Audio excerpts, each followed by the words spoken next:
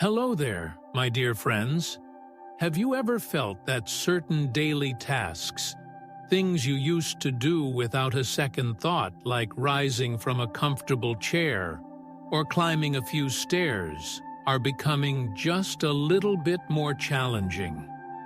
It's a common experience as the years go by, and it's something many of us ponder. We yearn to maintain our independence, our ability to move freely, and to continue enjoying the activities that bring us joy, whether it's tending to the garden, playing with grandchildren, or simply feeling confident and stable on our feet. This feeling of needing just a little more support or noticing a slight decrease in our strength is a natural part of the aging process. It doesn't mean we are old or unable. It simply means our bodies are changing, and they respond beautifully when we give them the right kind of attention and support. Today, I want to share something truly empowering, a simple yet profoundly effective approach that can make a remarkable difference in how your body feels and functions, helping you reclaim that sense of ease and strength. One of the primary reasons we might notice this change in strength, particularly in our legs, is a process called sarcopenia. It's a natural, age-related loss of muscle mass and function that typically begins subtly in our 30s, but can accelerate after the age of 60. Think of our muscles as the engines of our body, especially those in our legs, hips, and core. They are essential for everything from standing tall to walking, maintaining balance, and preventing falls. As sarcopenia progresses, these vital engines can become smaller and less powerful. It's not just about looking strong, it's about enabling the movements that define our daily lives and support our independence. Losing muscle strength can make us feel less stable, reduce our endurance, and unfortunately, increase the risk of stumbles and falls, which can have a significant impact on our confidence and overall well-being. However, here's the wonderful news. A truth that has been beautifully reaffirmed by recent research: this decline is not an irreversible one-way street. Our bodies, even as we age, possess a remarkable capacity to respond to stimulus. We can actively work to slow, stop, and even reverse the effects of sarcopenia. The key lies in engaging our muscles in a specific way. A wealth of studies, including promising findings in recent years, consistently show that consistent, progressive strength training is incredibly effective at rebuilding muscle fibers, improving strength, and enhancing joint stability. This isn't about becoming a bodybuilder, it's about giving our muscles the signal they need to stay strong and vital. It's a powerful testament to our body's adaptability and resilience, proving that it's never too late to cultivate strength and improve our physical capabilities. The feeling of regaining strength, even a little bit, can be truly uplifting and motivating. Among the many effective exercises, there is one in particular that stands out for its simplicity, safety, and profound impact, especially for older adults. It's known by a few names: the sit-to-stand exercise or a chair squat, and it has earned recognition from leading institutions like researchers at Tufts University for its effectiveness. Why is this one movement so potent? Because it beautifully engages the three largest and most crucial muscle groups we use every single day: your quadriceps, the front of your thighs, your glutes, your bottom muscles, and your core, your abdominal and back muscles. These muscles are the powerhouses that enable us to rise, walk, and maintain balance. By practicing the sit-to-stand, you are directly training the very movements you rely on constantly throughout your day. making daily activities feel easier and safer. Let's walk through how to perform this powerful exercise safely and effectively. All you need is a sturdy chair, one that feels stable and doesn't slide on the floor. Start by sitting comfortably, perhaps scooting forward slightly towards the edge of the seat so your feet can be positioned properly. Place your feet flat on the floor, hip-width apart. Now, a crucial tip: gently bring your feet back slightly so they are underneath or just behind your knees. This positioning provides better leverage and allows your powerful hip muscles, your glutes, to assist more effectively. Before you begin, decide how you'll use your arms. You can cross them over your chest for a bit more challenge, or, for extra support and stability, you can use the arm rests of the chair or place your hands firmly on the seat to help push yourself up. Listen to your body and choose the option that makes you feel most secure and supported. Now for the movement itself. Lean forward gently from your hips. Think of it like bowing slightly. This helps shift your weight and engages your glutes and core. As you begin to stand, push through your feet, keeping your knees tracking forward, roughly in line with your second or third toe, or simply avoid letting them cave inwards. Rise to a full standing position, pausing for just a moment at the top, feeling your leg and core muscles engaged. Then, and this is a key part, slowly and with control, begin to lower yourself back down towards the chair. Imagine you are reaching your bottom back towards the seat. Resist gravity, controlling the descent. Don't just plop down. The slow, controlled lowering phase is incredibly important for building muscle strength and mass.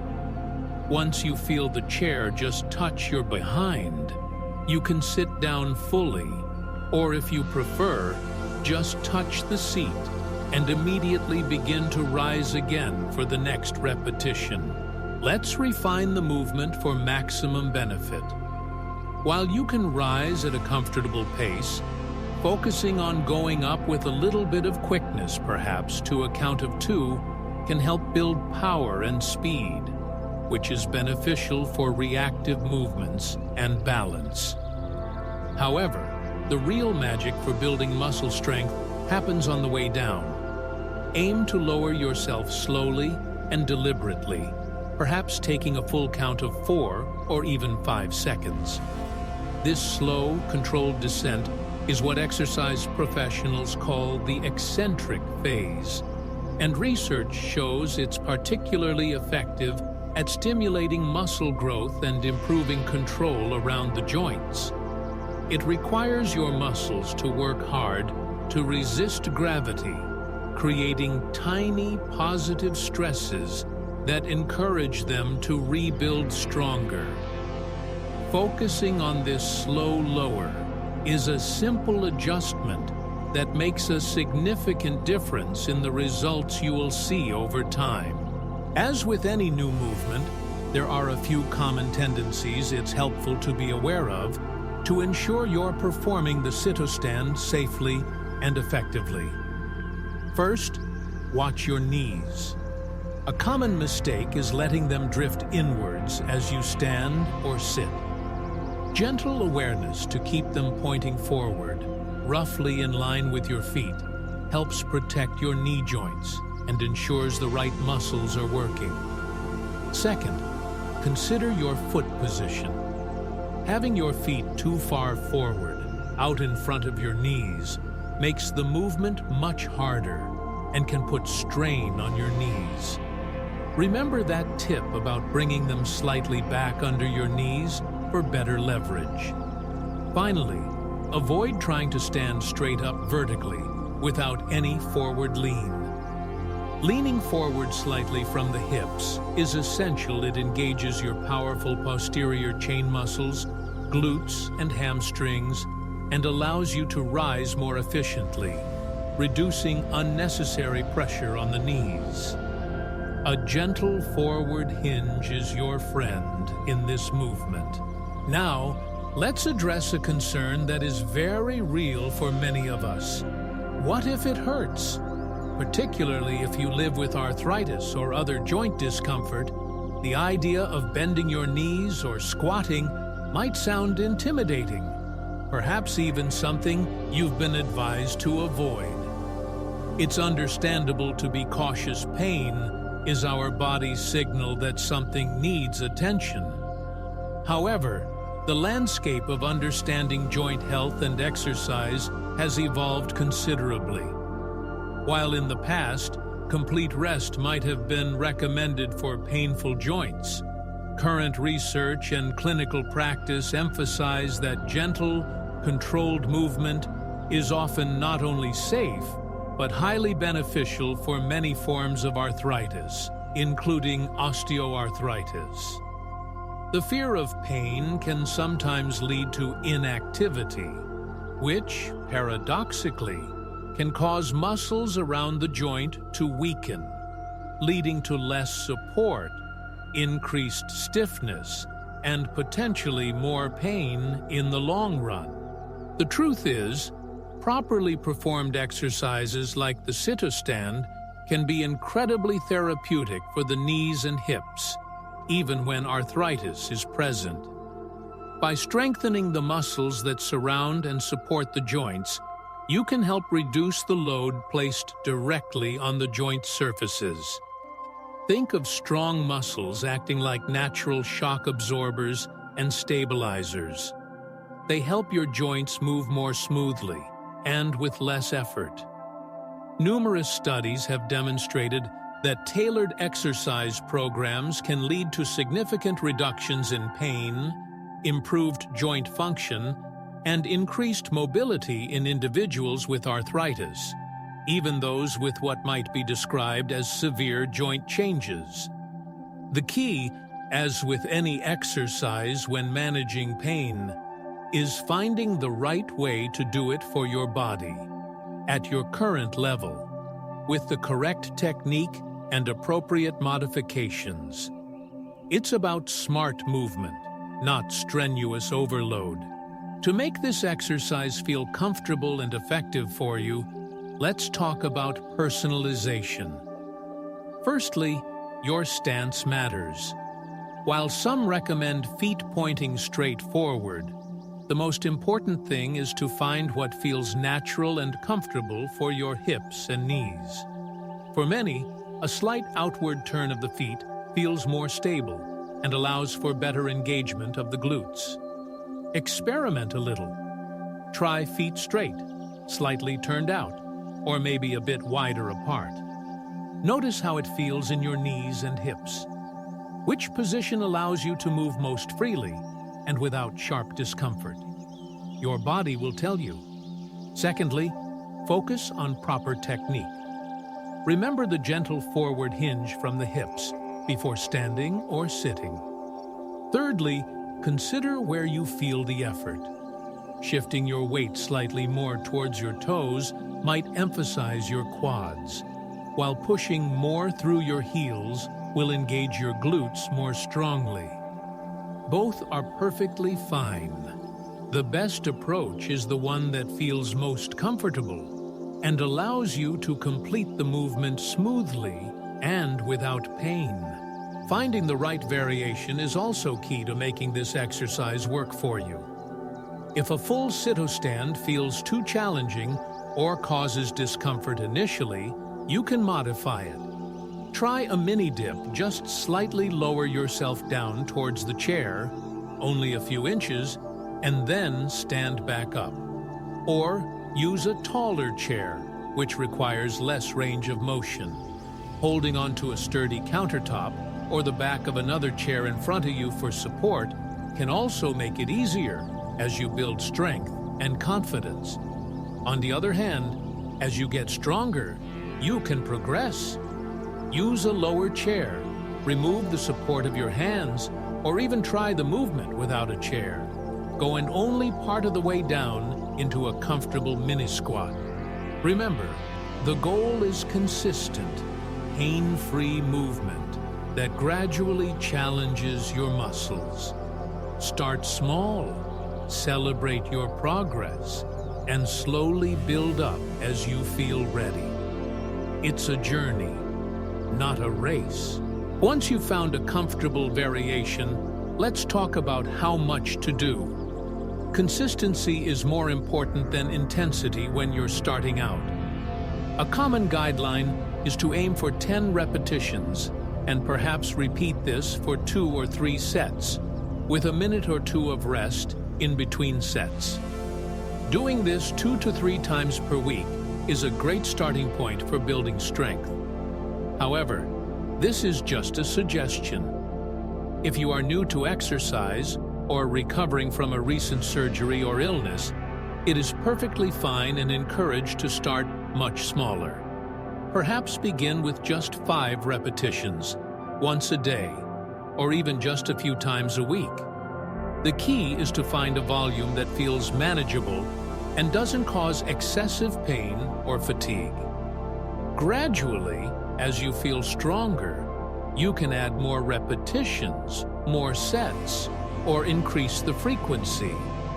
Listening to your body signals is always paramount, and celebrating even small increases in what you can do will keep you motivated.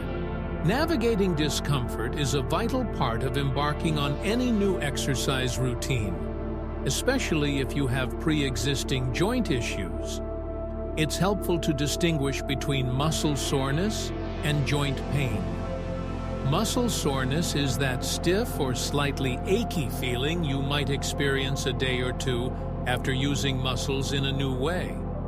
This is normal and usually subsides within a few weeks as your muscles adapt. Sharp, pinching, or increasing joint pain during or immediately after the exercise is a different signal. A helpful strategy to manage pain while staying active is the 0 to 10 rule. On a scale where 0 is no pain and 10 is the worst pain imaginable, aim for the combination of your pain level during the exercise and the intensity or effort you are putting in to add up to no more than 10. For example, if your knee pain is typically a 3 out of 10, you can comfortably aim for an exercise effort level of about 7 out of 10. If your pain is higher that day, say a 6 or 7, you would reduce your exercise intensity and effort significantly, perhaps to a 3 or 4 out of 10. This rule helps you gauge how much is too much on any given day, allowing you to keep moving safely and consistently without pushing into pain that could be harmful or discouraging. Remembering the alternative is also a powerful motivator. While avoiding movements like the sit-o-stand might feel like the safer option when you experience discomfort, inactivity often leads to a downward spiral. Muscles weaken further.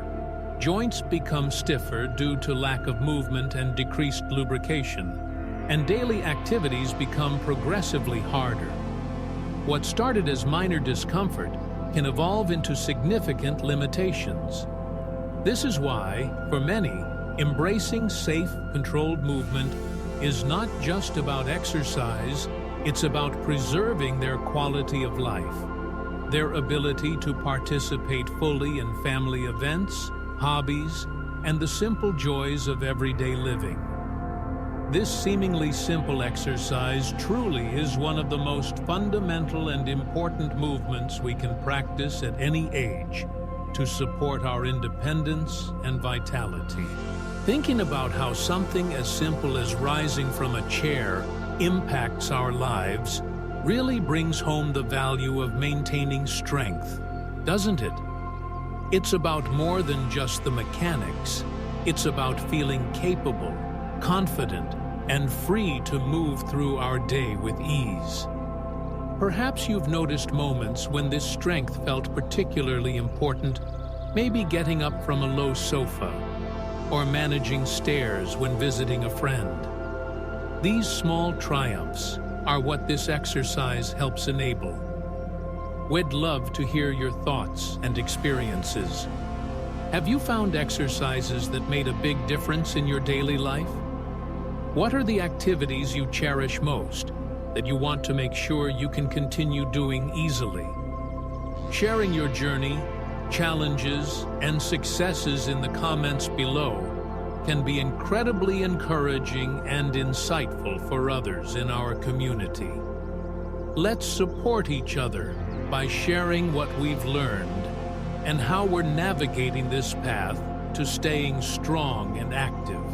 Building this foundational strength with the sit-o-stand exercise is a wonderful step, but it's just one part of a holistic approach to staying active and independent.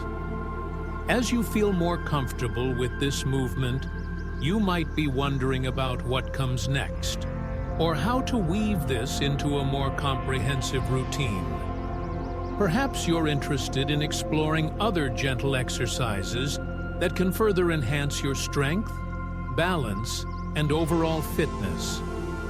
There are many simple yet effective routines specifically designed for seniors that can build upon the strength you gain from the sit-o-stand, helping you progress safely and effectively towards even greater mobility and confidence in just a few minutes a day. Continuing this journey means unlocking even more potential for feeling vibrant and capable.